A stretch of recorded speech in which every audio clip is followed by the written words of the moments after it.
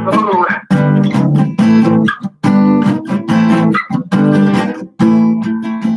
Shabbat shalom, Shabbat shalom, Shabbat, Shabbat, Shabbat, Shabbat shalom.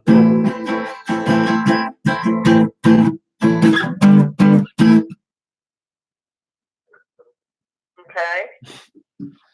I'm not entertained. Oh, yeah. So what's going okay? Oh. So, Pa's making me lunch. And I'm studying about cows. Is he making you hamburgers? It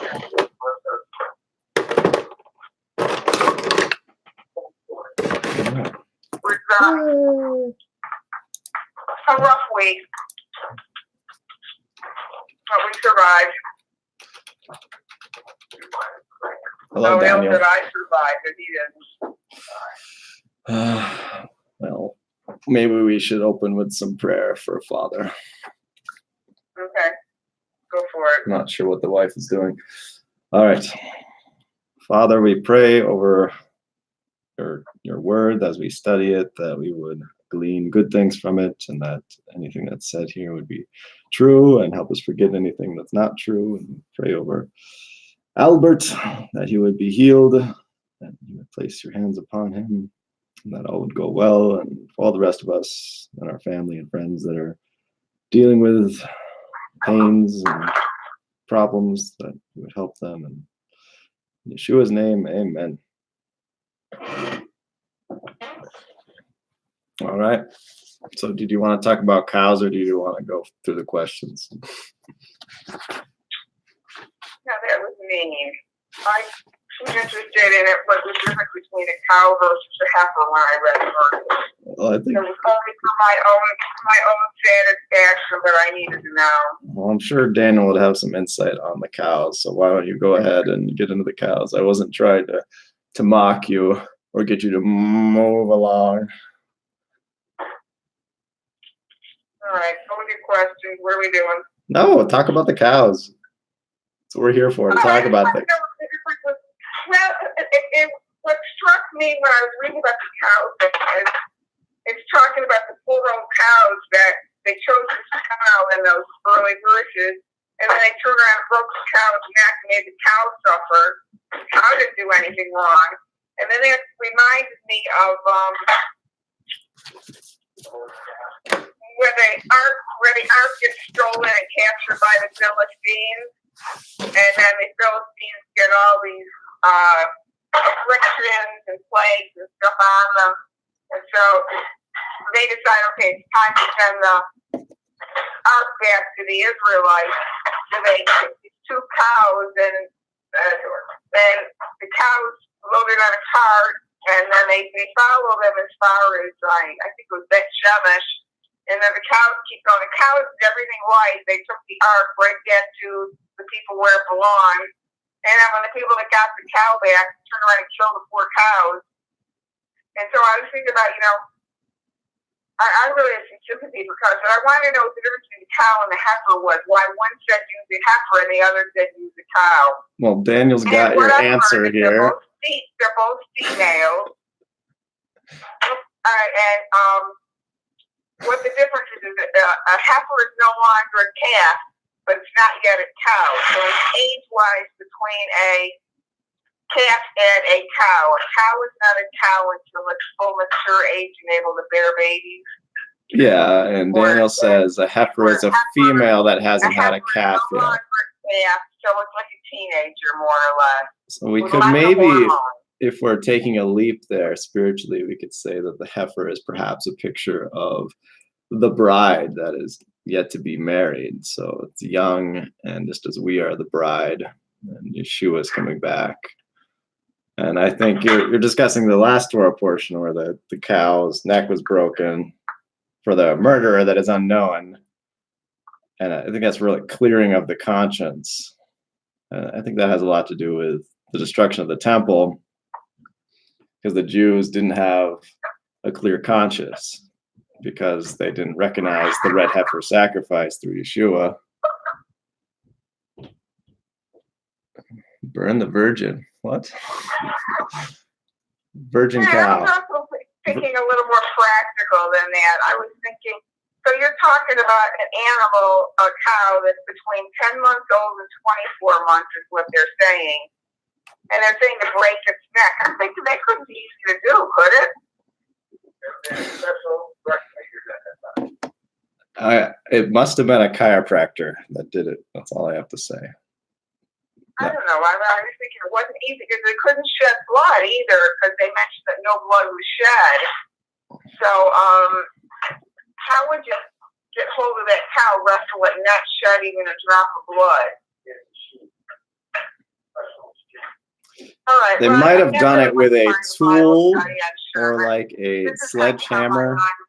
It might have done with. I'm concerned about the cows. May have been done with like a tool or a sledgehammer. Like I believe. Yeah, but something like that, you got a good chance of drawing blood. It said no blood was drawn. And I'm probably splitting hairs here, but they probably had a technique or like a rope. Anyway, you definitely want to move on with the Bible so you're not worried about my cow problem. Well, Daniel's asking to clarify the question, and you had several. I think we answered the heifer. What is a heifer, right? I don't know. It's a virgin cow that has yet to have a calf, and the red heifer was a special type of cow. What verse, Daniel? It was in Torah Portion last week. Let me get it for you. Making me look up things. It's in Shoftim. Well, I just think that further limits what they could have used. I mean, it's going to be hard enough to find the red heifer, but then they not only have to find the red heifer, they have to find that red heifer within about a 18-month time period, basically. Find it, identify it, and choose it. So that was interesting too. Well, I'm sorry that you feel bad for the cows, but I do. I feel those cows really got a bad rap, especially those cows back with the ones of the Philistines that they used. I mean, the cows did everything right. Do you remember the verse where it belonged?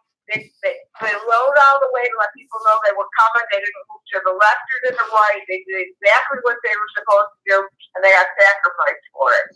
So those cows got a bad rap. Well, didn't Jesus get a bad rap? He did everything right. He lived a perfect life, and he was, crucified on a cross for us. And it's showing that it's, despite all that we have done and all that wrong that we have done, he's willing to make that sacrifice. So the cow is perhaps a symbol of that. Can I get an amen on the chat? Which is true, and it's interesting that if you read those verses in Isaiah, it all ties that together. However, but that's the case. Why did they specifically use a female cow instead of using a male cow? Women are expendable. That's for sure. All right, so we probably want to get on with your Bible study. Yeah, I don't think there was I couldn't find that verse, but it was in the last Torah portion, Shoftim. And this one, anything you found interesting in Tetze? What? Anything interesting you found in this portion? Daniel says that it's the same thing with the Passover lamb. It's innocent, which reminds us of the cost of our sin, death. So it's the same idea there that, all the Passover lambs that would be slaughtered. That's true. I mean, when they actually did all that, and there's so many times when there was the sacrifice thing, there had to be a certain sadness associated with it. Like, wow, if it wasn't for the sin of my life, all these things wouldn't have to be paid. I mean, it had to be like a reminder, especially with the regularly they sacrificed. Daniel says hello. But yes, that's a very good point. I think it's the point. I think that's the point in this Torah portion as well. Whereas the last Torah portion, we can think about it as his first coming. I think this one is more of a picture of his second coming, where he comes as the warrior king. Did you hear me that I said Daniel says hello? Oh, hi, Daniel. There we go. Are you having trouble hearing me? Yeah, I am having trouble hearing. I've got it on speaker for Pon. I don't know how to turn the sound up because I'm ignorant. Well, I'll just yell loud. How about that? Fine. Hello, Alex. Alex is joining us. So the first question. Yeah, last week when I tried to turn the sound off, I kept losing it completely, so I've given up on that. Sounds like we need to figure that out. It's not a good way to do it. So how does this week's Torah portion relate to the Haftarah and the New Testament readings? There's a lot of tough teaching in there. Some of it was very practical and down to earth, and some of it really tough teaching that I can't imagine for the life of me it being applied today. I actually get question marks that I went through. Well, let's talk about those question marks.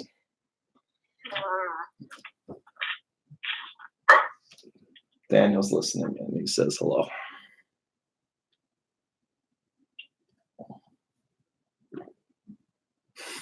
Alex says hello. Yeah, there's some little simple practical things that I was like,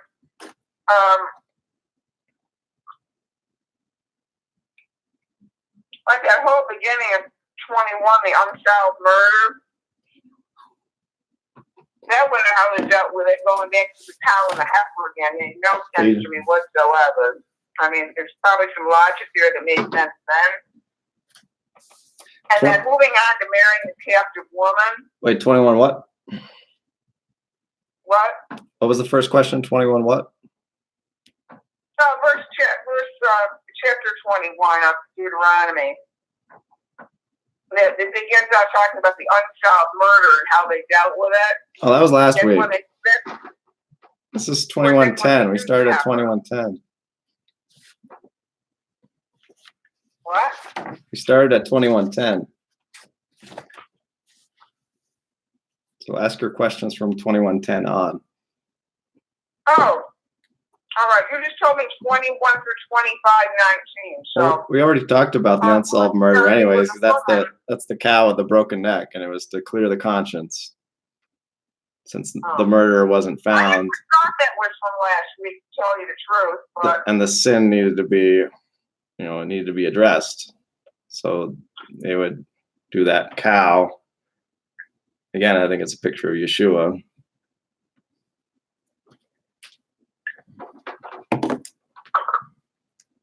So what about the bride there? Because I like that one, the captive bride.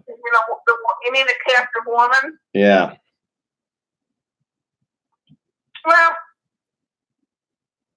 I thought that was kind of tough teaching too. It really had to keep that in perspective with the time. The shaving the head, the trimming the nails. Okay, but then they talk about the death that she was in mourning for the parents she lost. So they kind of tied it all together, but it's kind of a weird teaching that I don't see it possibly applied to life today, if that's what your question was. Well, yeah, I think there's a spiritual thing. Alex calls this narcissism, where you make everything about yourself, but I'm going to do that right here. And I think that this is a picture of the end times as well, that we are the captive bride. And when Yeshua comes back, he's not the Jesus of the first coming. He's not meek and mild. He's coming with fire. He's coming to destroy the lawless, and he's going to take us as his captive, and you have a time to choose him. Just like there's a month period, we'll be humbled, and the truth will come out, and we'll have a chance to choose him or not choose him. You see that the woman had a choice to make, to either forget her family, which is a lot of people are going to have to probably forget about their family and their loved ones that don't choose God and go the other way, or she can leave and not decide to stay with her husband, or who will be her husband, coming into the millennial reign idea. But also, Moses is telling this to a people who is about not Narcissus now. He's people going into a land to conquer these people and giving them a chance to join Israel, which is another picture of that, how these brides can be redeemed. These people can be redeemed by joining Israel. And it's a good picture of that as well.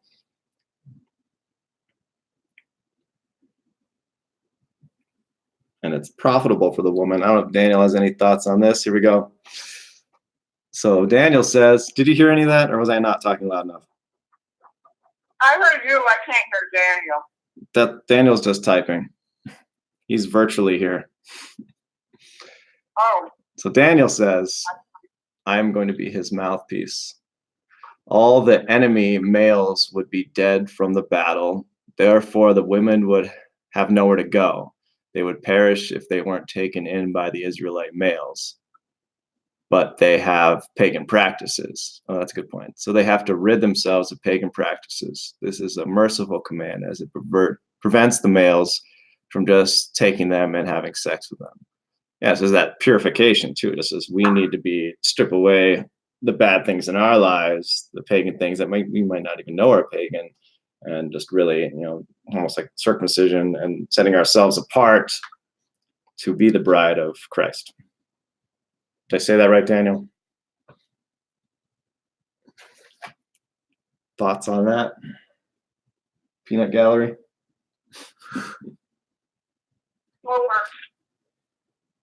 What?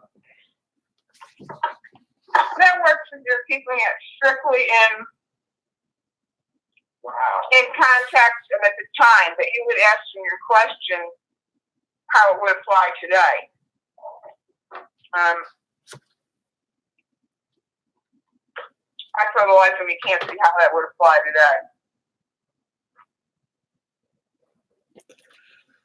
But in terms of the context at the time, yeah, everything you and Daniel said is of course perfect sense.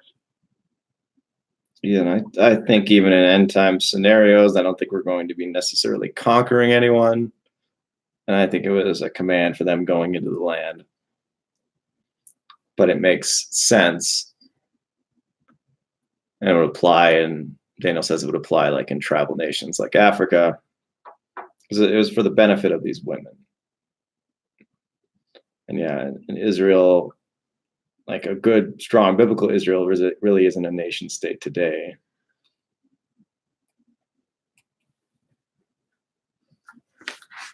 And I also took not offense, but if you notice among the cast is a beautiful woman and are attracted to her, you can take her as your wife. So what do they do with the ugly women? It's beauty is in the eye of the beholder. So there's lots of different men, so they might find different things attractive. Because they turn around in the very next one, we're talking about her right in the firstborn, which obviously ties in the story of like Leah and Rachel. Yeah, that's exactly the point I was going to make. Loving the first one and not loving the second one and the rights and everything. Well, Leah was the ugly one and Rachel was the beautiful one. So it actually is the reverse of what's spoken in the next few chapters in terms of this. But it's wonder why they specifically made the point about a beautiful woman and not about just saying a woman you're attracted to, because then it could be you're attracted to the woman for her heart and for her spiritual beauty. And I think that's why she would shave herself and cry for like a month, just like Daniel said. So you would see more of the heart and less of the external. And they can't have sex with them for that month or whatever it was, what that time period was. And that's when they don't become their wife until after that. So he has to make a choice. Well, so Valentine gets her into two strikes again. Counting gets rated fair, and neither did the woman, because it sounds like she didn't have a choice. Well, she does have a choice. She has a choice to stay with him or leave. So there is a choice. No, she only has a choice to leave if he doesn't like her. If you, verse 14, if you are not pleased with her, let her go. Oh.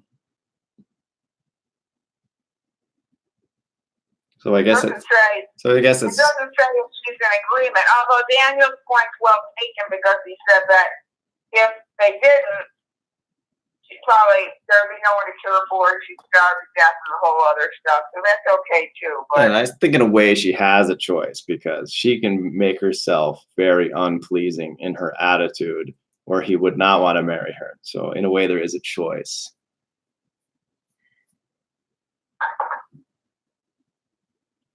She's like, I don't care. I'm not going to serve Yahweh. You've never studied Shakespeare's Taming of the Shrew. I don't believe I have.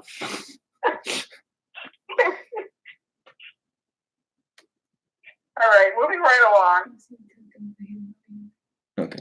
And he can't just throw her out like a slave, is what Daniel says. But I think he says that the phrase "no delight" means he finds displeasure in her. So in that case, if things don't work out, he can't just throw her out like a slave.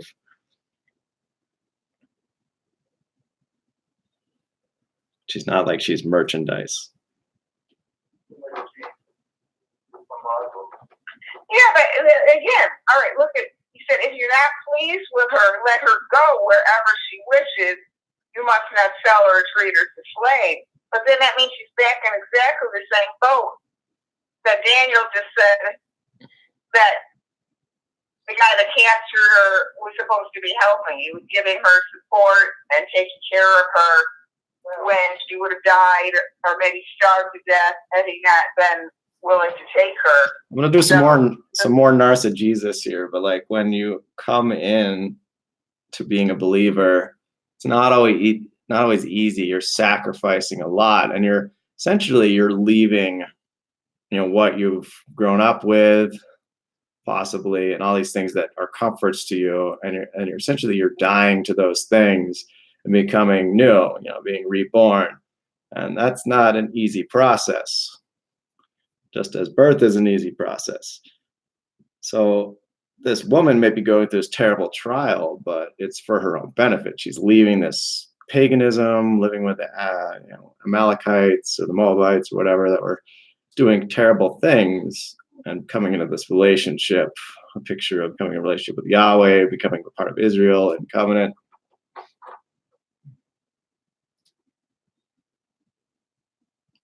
Yay? Nay? Yeah. All right. I'm feeling bad for her and the cow, though. Well, that's why God made people like you, for the cows. All right. So, and then we talked about the firstborn. Do you have anything to add to that? So I want to get on to the rebellion. Oh, yeah. So, you said exactly what I was going to say. So, Leah, right, was the unloved wife. And I think it's also a picture of the two houses of Israel. So you had the northern kingdom and the southern kingdom. So the unloved wife had, the firstborn. I think it was Reuben, but he lost his rights to firstborn because he slept with his father's wife, I believe. And then you had Judah, who got the scepter. So he got Jacob's blessing. And then the other houses of Israel were Joseph and Benjamin, right? Where actually Judah was. So those were the southern kingdom, if you will. So you had the loved wife and the unloved wife, being Leah and Rachel, being pictures of the two houses of Israel. And just as Judah was from Leah, he was unloved, he still gets the firstborn blessing. So God doesn't reject him because he was from the unloved wife. He's still, part of Israel. But just as the Jews are today, they're still part of God's kingdom. Even though he may love Ephraim more, just that Ephraim is like a picture of those who believe in Jesus. And just like the two sticks come together at the end times, I think that's a picture there. That's what I kind of popped into my mind anyways. I don't know if anyone has thoughts on that.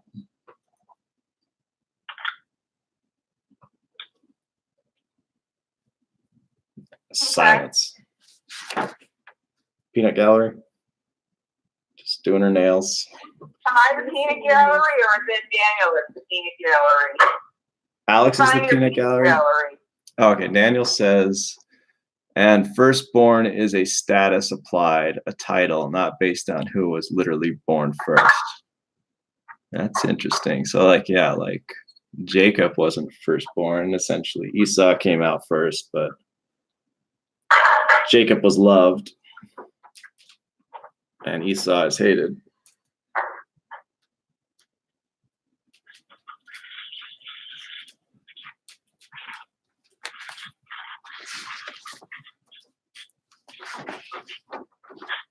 You guys all right over there? I hear static. No, I'm good. I mean, the rebellious son, I was looking up he's a profligate and a drunkard. So I looked up profligate, or whatever you call it.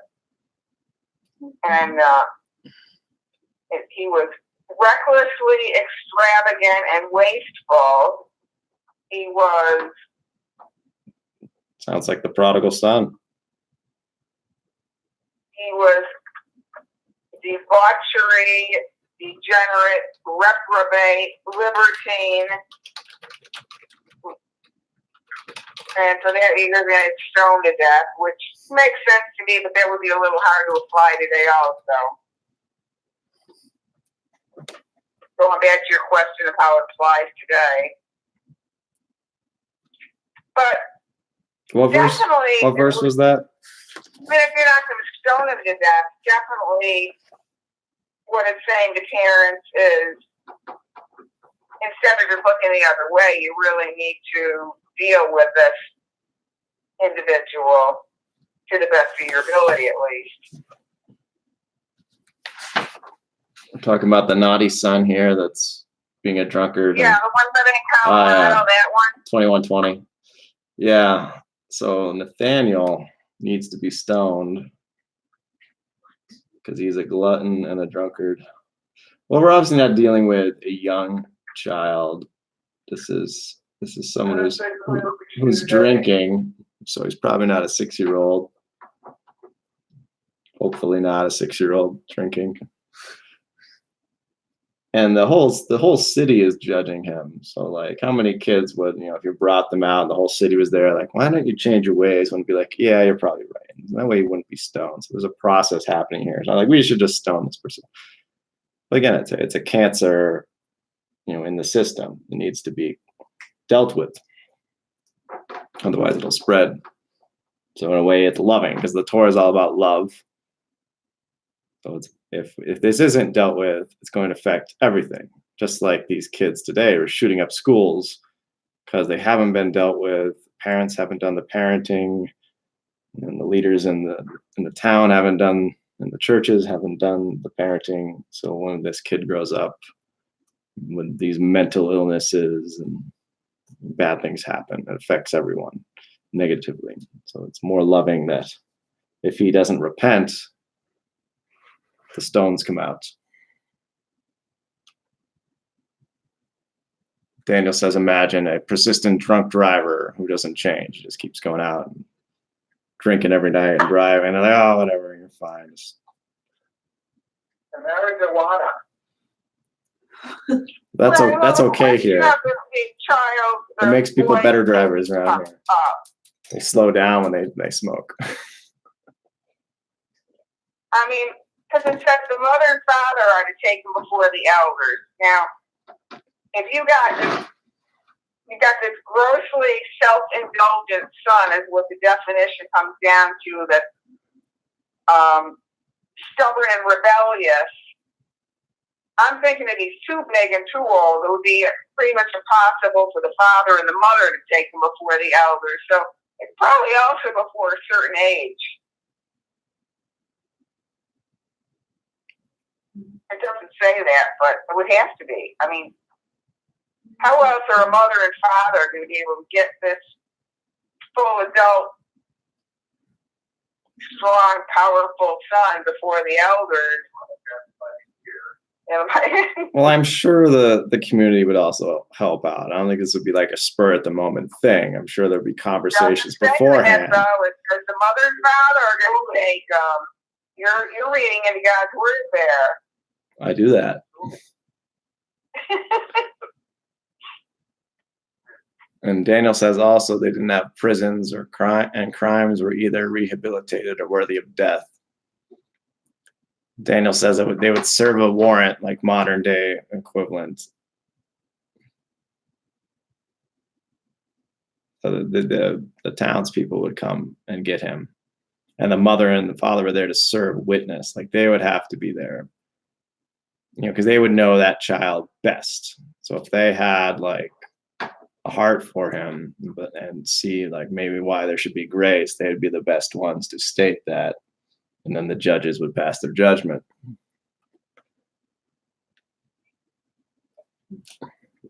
The judges would judge.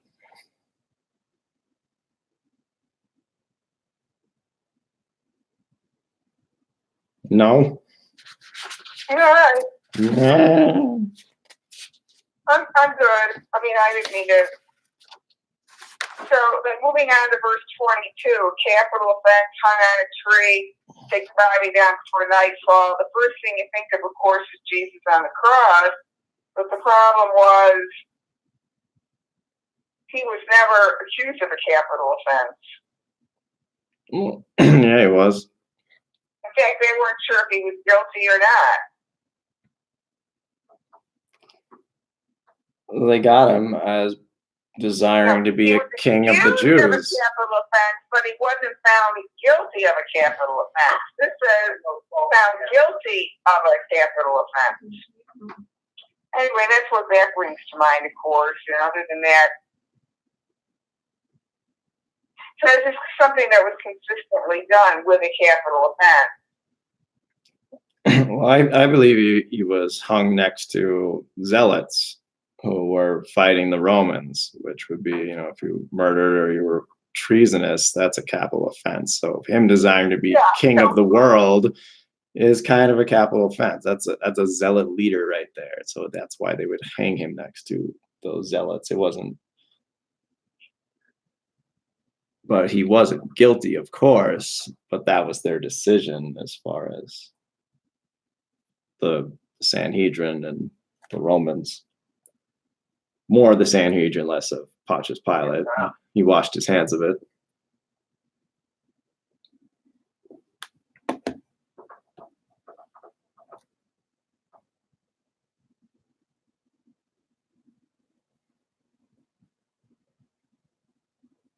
Okay.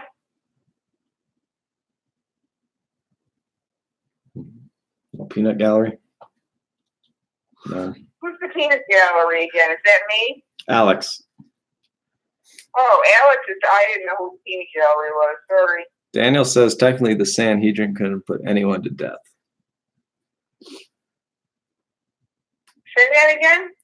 Daniel says the Sanhedrin couldn't put anyone to death. Yeah, at that time, yeah, because only Rome could. So they had to make a political move to force Pilate's hand. But I think obviously in ancient Israel, the Levites were the judges, usually. That would be at the city gates.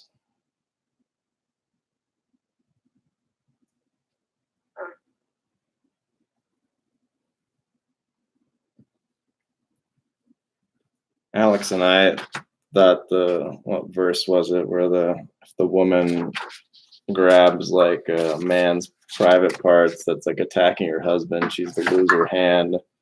Thought that was interesting. I don't know if anyone had thoughts on that one. There is another verse,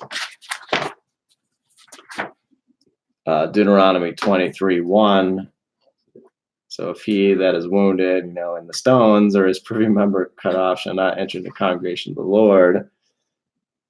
I mean, well, if he's damaged, he can't be a priest. He can't enter into the temple. So just interesting. Well, all those verses to them that are tough. If someone's born of a forbidden marriage, I mean, up to the 10th generation, of Ammonite or Moabite, and it turns around and says, do not, or an Edomite or an Egyptian, which of course Herod was an Edomite, which is interesting. Yeah, so I think he was mixed blood, right? He was Idumean, so he was possibly Jewish and Edomite. Well, they were forcibly converted to Judaism. It wasn't that he ever considered himself. Because Edom was actually conquered, and really only Idumea remained, which was kind of south to Jerusalem. South and east. Yes. Yeah. Anyway, I thought there was an interesting tie-in that the Ammonites and Moabites were definitely not to be included, but the Edomites and the Egyptians were encouraged to be included. That was interesting. Well, Alex made a good point when we were reading it, that those were Lot's children, which were born out of, the two daughters sleeping with Lot. I believe exactly. With the Moabites and the Ammonites. So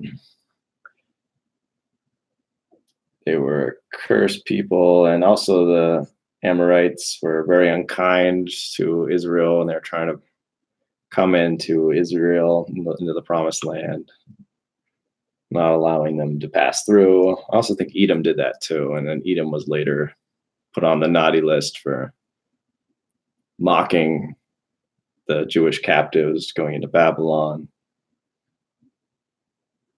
And I think we've talked about this before, of Esau being hated and these people being hated. I think it's more of like the attitude and less about the people. It's not like he hates a specific nation, it's their hatred for Israel. So it's like anyone that hates Israel takes on the spirit of Esau or Moabites or Amorites is to not be allowed in the camp. Right? They can convert and come into a covenant with Yahweh, but their heart has to change. Daniel says,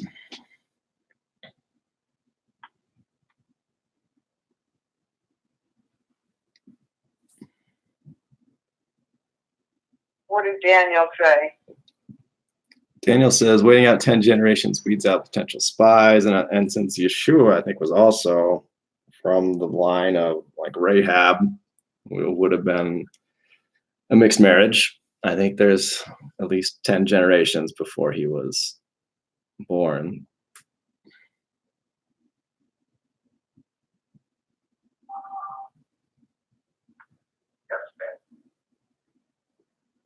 Okay.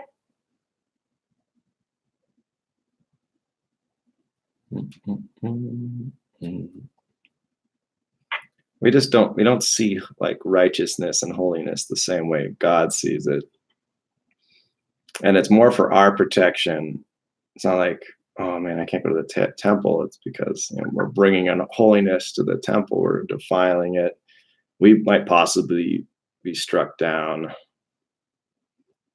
because that's God's presence. I think anytime like even Moses couldn't see God's face. He wasn't even holy enough. There was still impurities with him.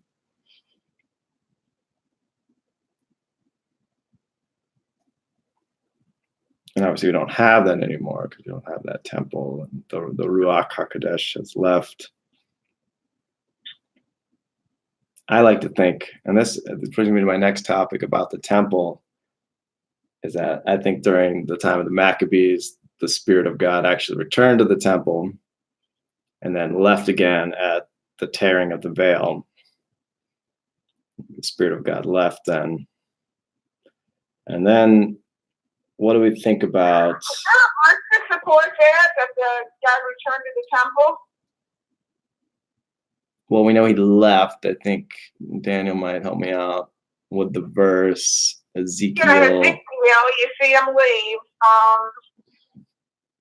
Yeah, there's no verse to support it. The only thing is in like Midrash teachings or reading the book of Maccabees, you see that, the story of Hanukkah is the oil lasts longer. And that's the same like in, the Sinai desert. They would say that the unleavened bread would stay warm and it wouldn't decay, and the olive oil would last. The menorah oil would last longer. So the 8 days of Hanukkah was all about that. One portion for a day of oil actually lasted 8 days, and that in that story, which is contested, obviously, that the oil, God's presence came back because the oil lasted longer. Also, we see that he wouldn't allow his people to win these battles against the Seleucids and Antiochus Epiphanes, where they were like 6-1, if his favor hadn't returned to them. So there's no verse to say that the Spirit hadn't returned to the Herodian temple, it wasn't the Herodian temple yet, but the second temple at the time of the Maccabees. But I tend to think that it was. Yeah. Ezekiel 8:6 is when the Spirit leaves the temple, the first temple, before the destruction of the first temple. And then the question being, did he return into the second temple at the time of Jesus? And then my question is, will we see a third temple? And what do we do once this third temple is built? And I don't like the Olivet Discourse. Is he talking about the destruction of the second temple, or is he talking about Revelation and a third temple? Go. Peanut Gallery. Daniel Gallery.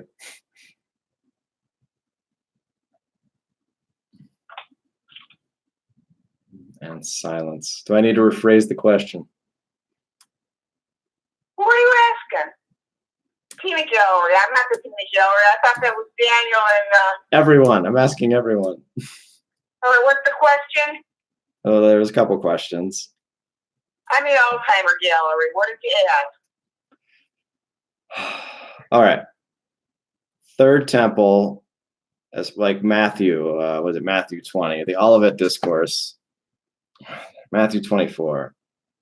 Is he talking about the second temple in 70 AD, the destruction, or is he talking about Revelation in the third temple? And do you think we'll see a third temple before Jesus comes back, or is it all a spiritual thing, like preterism? Wait a minute, what verse are you talking about? Tell me the verse. Matthew 24. It was in Matthew 24. It was in the related part. I'm not just pulling this out of my butt here. Matthew 24. What?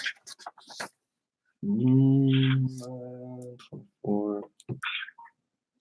Somehow I missed how we got into Matthew. I know there were Matthew verses, but... We were talking about the Spirit in the temple, so it's just wanted to bring it around. Matthew 24, what? I think it's pretty much all of Matthew 24. He's, sitting on the Mount of Olives, and he's discussing what will happen to the temple.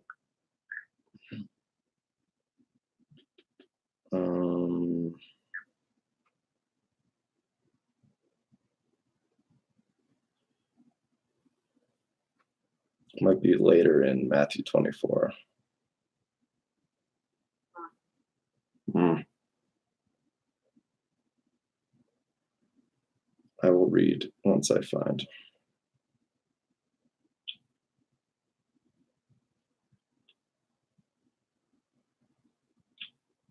Daniel's got some verses up for us. Let me just read these Matthew verses, and then I will respond or read them. So like Matthew 24, 1-2, and Jesus tells his disciples, he's talking about the second temple, I think, being utterly destroyed. And then he's prophesying about events to come, and some people think this is his second coming. Some people think that these are events that are already that have already happened, like the abomination of desolation would have been like Titus and his armies surrounding Jerusalem, and some people think it's the Antichrist that will come. Well, I mean, it's definitely, I mean, even the Muslim faith recognizes that the temple he's talking about is the destruction that Titus brought about. That's why they recognize, that's the main reason they recognize Jesus as a prophet, is because he foretold. So you would have been talking about the second temple being destroyed. But could have been referencing the third one just being destroyed too, but there's no, I mean, we know for sure that the second one was by Titus.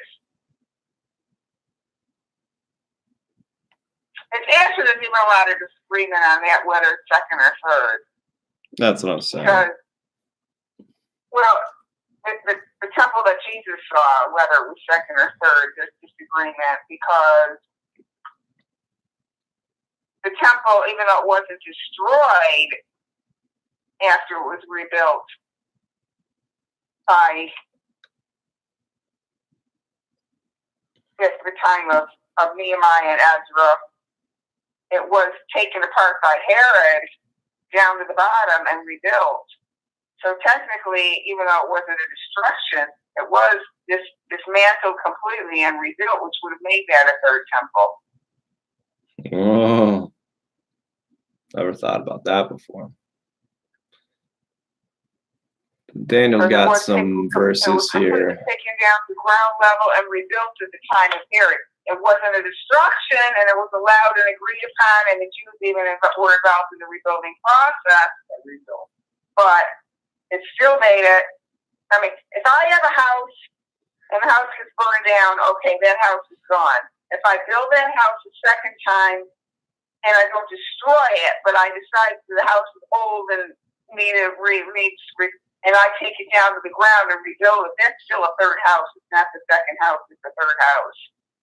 But the foundations were still there, and I think that's what matters the most.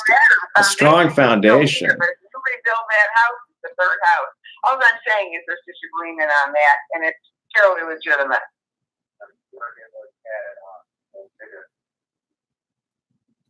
So just to clarify, the courts were bigger. You don't know that the temple itself was bigger. It doesn't really say that, does it? Well, they added to the foundation for the Temple Mount. That was a huge project, and that took a long, long time. Oh, I have a random question, but the Wailing Wall, that's actually Fortress of Antonia, right? It's not actually part of the temple? No. The Wailing Wall is not the Fortress of Antonia. The Fortress of Antonia would be off to the left. Considerable distance, in fact. What was there was the external wall surrounding the court that Herod built. And were not direct access to the temple at all. The temple would have stood well inside of those walls that Herod built as the retaining walls all around it. But he greatly expanded the size of the Temple Mount. So when they're worshiping there, what they're doing is they're getting as close as they possibly believe as they could to where the temple would have stood. That's why your Jews won't go up and walk up there, the ones that are, There was one when we went. He was up there barefoot, and he was surrounded on all four sides by Palestinian guards. Oh, yeah. I mean, a lot of your Jews, but your strictest Jews will not go up there because of fear of walking on where the Holy of Holies would have been by mistake. I remember he was barefoot. Just like, Jacob was told to take off his shoes. He's standing on holy ground. Yeah, I mean, there's definitely been Jews up there, but the strictest of the strict will not go up there, whichever they want to call themselves. It's something different all the time. That's the problem with the Jews is one is holier than the other type thing, and it's the whole thing in itself. Whitewashed sepulchres. Yeah, actually. Anyway, the point is it was not the Antonio, absolutely not a wall of the Antonio. I was just wondering, because I heard somebody say that, and I was watching that video of that sacrifice they just did. absolutely, with a not even a possibility. Who said that? I read it somewhere. I forget. Oh. I was reading preterist arguments versus just like, because a lot of people believe. I was talking to a friend of mine, Jared Young, who believes that we are in the millennial reign. And I was just trying to understand the thinking behind that, because he doesn't think there's going to be a third temple, and he thinks pretty much all of Revelation is like metaphorical. There's going to be like no beast coming out of the ground or anything, or out of the sea or whatever. Well, for that, all you have to do is look at Matthew 24:36. No man knows the hour of the day. There's going to be much that we don't know. And even though people like to think about it and talk about it, no man knows the hour or what the state will be at that time. That's going to be entirely up to powers beyond anything we'll comprehend before it happens.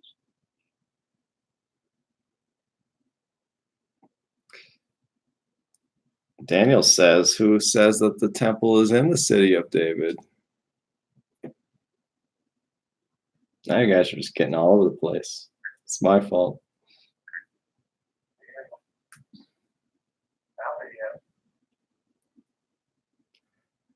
What do you mean, found what? Yeah, but he means in the end times, the final temple that would be the third temple. I think it clearly says earlier on that the temple will be built in the place where God will show.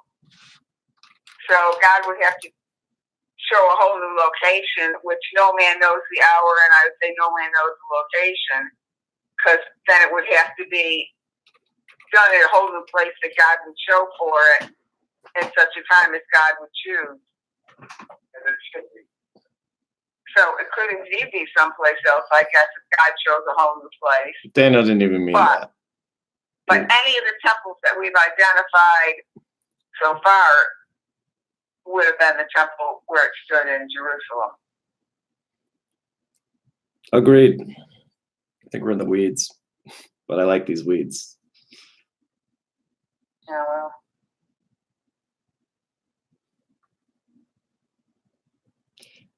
I guess to like cap this topic off and move on, I do believe that the temple, there'll be sacrifices again in the millennial reign, and then the feasts will continue. And it says at the end of Revelation that finally Yahweh will come down and he will be the temple. So I think there will be a third temple. I don't know if it'll be legitimate. I think the Sanhedrin, or whatever they are, the Reformed Sanhedrin, is working on building a temple, and they're trying to even work with the Muslims to get it built. And I think we'll see that before the end time. So I don't know, like you asked the question before, if there's a temple, will we go do sacrifices or go for the feast days, for the pilgrim feasts? And I don't know, because I don't know if I can, if we can count that as a legitimate temple. Like, just like you said, Herod rebuilding the second temple, does that even count?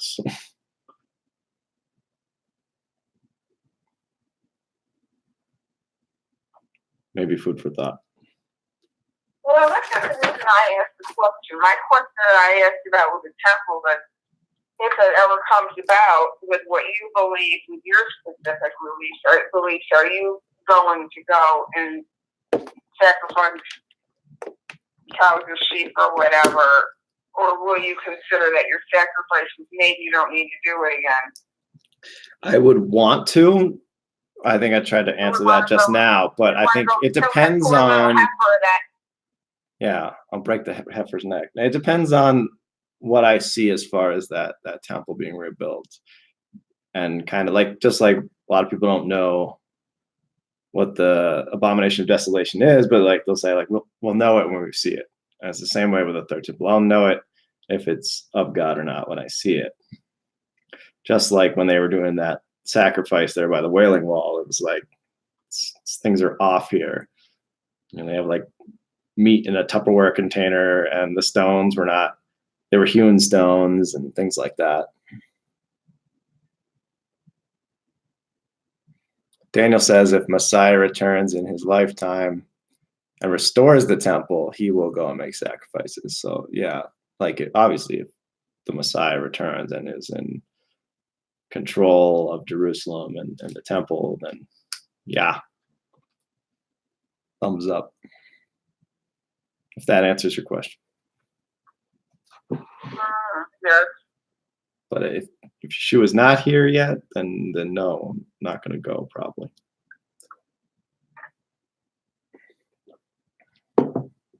I won't open a falafel stand pre-millennial reign. Possibly post. I'm assuming people won't need chiropractic in the millennial reign.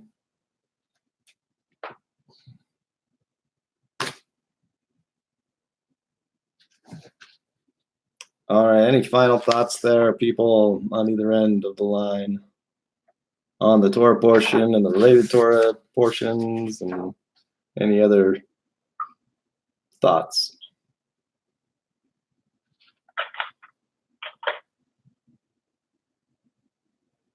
I don't have any thoughts. Okay. Daniel will help me open the frothy falafel in the millennial reign. You're gonna open the frothy falafel. Frothy falafel. The only reason it won't be successful is too many people won't be able to pronounce it. I like the idea. I mean, just try saying that fast 10 times after you've had a frothy or two. Daniel wanted to know about what I think about the new altar they built, and I think it says it has to be built of, like they had an altar of incense there and everything. Well, obviously, it's not in the temple courts like it should be. It's outside, and there are hewn stones. It wasn't like it says uncut stones. You're supposed to build it of uncut stones. They didn't even really do a sacrifice because there was meat in like a bucket. I don't know. I didn't see that point. I watched like 5 minutes of it with like terrible audio. I couldn't understand anything. Well, they're speaking in Hebrew anyways. Did you watch it, Mother? Watch what? The altar sacrifice thing? No. Did you send me that? Oh, it's not my What? job. It's not my job to do all the research for you.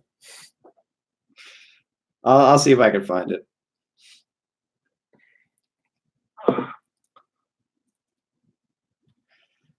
I'm reading through my notes, see if there's anything.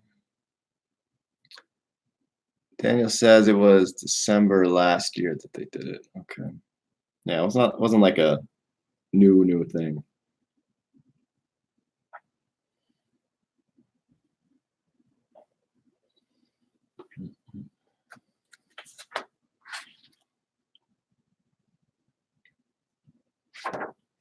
Well, I would like to end with my thoughts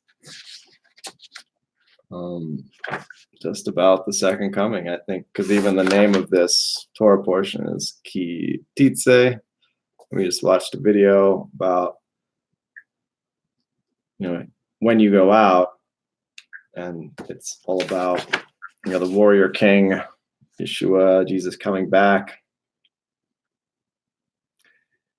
And almost like he's going out to war for us, just like when they go out to battle and bring the captive women in, he sees us in exile, right? We're in exile, we're not in the land, and he's coming to bring us out. He's already redeemed us in his first coming, and now he's coming to save us, bring us into the land. That's the Narsa Jesus that I'm pulling out of this. To separate us from our pagan ways and Yeah. Swords and arrows and fire. And I think at the same time, a lot of people will see Jesus come back, or they'll see the Antichrist and be like, "Oh, he's meek and mild, and that's the true Jesus," because they've all built this picture of how they imagine Jesus to come back and love, and every knee's going to bow, and everyone's going to be saved. And that's not the picture we're seeing here in the Bible. That he will destroy the lawless, and he will come back as a dictator. The guy said, because he's going to have a law. He's going to reinstate Torah and the feast days and the temple system, and be our messianic monarch.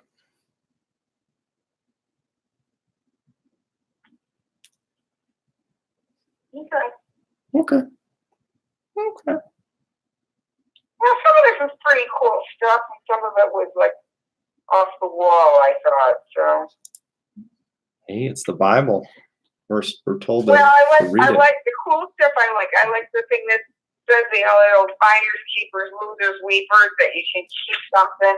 I like the fact that it clearly says in 22 that, you can't do that. You have to return even something you find to somebody if you know it belongs. I like that. I like the keeping the vow. When you make a vow, keep your vow. What you say should mean something. I like that. I like a lot of things, like if somebody's in your yard and they're hungry, that they should be allowed to pick grapes, but they can't take a basket of them away. There's just some really cool practical information in here for them. Yeah. I mean, on the flip side, there was some really weird stuff. I think that goes to show that we don't understand God's wisdom. Like, a lot of things make sense to us. And I think the more we study the Bible, his law will make more sense to us. But there's a lot of things like, I don't understand, but that's the law and I should keep it.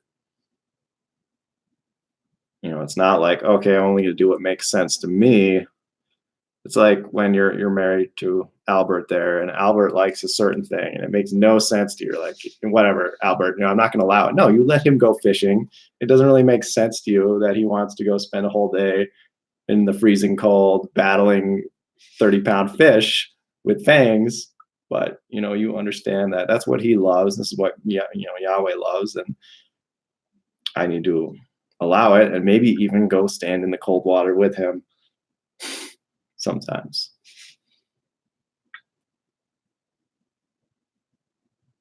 Daniel says, take care. He's signing off. All right, bye, Daniel.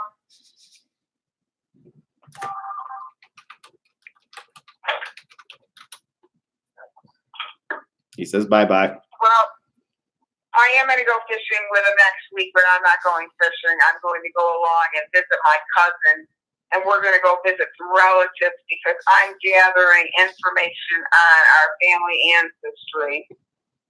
And so I'm going to interview a few relatives before we don't have them anymore.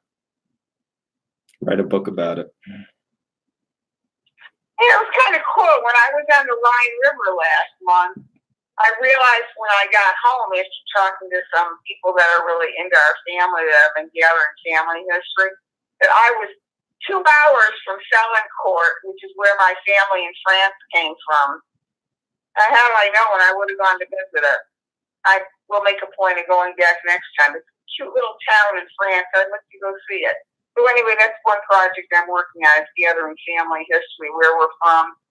That's the French side. Now we're going to find out where the German side of the family comes from.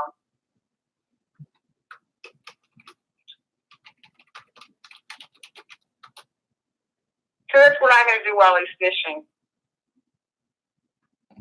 Sounds good. Yeah. Anyway, you have a good Shabbat Shalom. I don't think you have to say have a good Shabbat Shalom. It's Shabbat Shalom. Sure it is. Have a good Shabbat and Shalom. Okay. You too. Shabbat Shalom. Bye. Bye. Bye. Bye, everybody. Bye.